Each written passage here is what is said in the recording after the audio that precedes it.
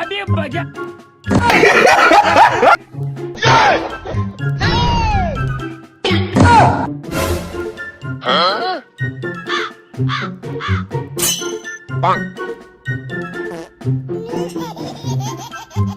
ನಮ್ಮ ದೇಶ ರೀ ನಾವು ಕಟ್ಟಿರೋ ದೇಶ ರೀ ಇದು.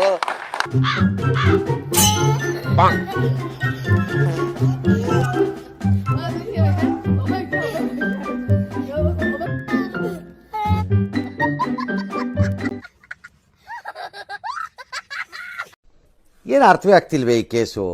ಎಳೆ ಮಗು ಆಗಿದ್ದಿದ್ರೆ ಓಕೆ.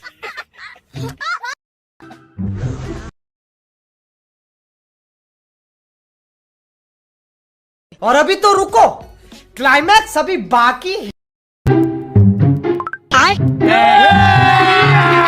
अभी मजा ಈ ಒಂದು ಅದ್ಭುತವಾದ ಕ್ಷಣಕ್ಕೆ ಭಾರತವೇ ಸಾಕ್ಷಿಯಾಗಿದೆ.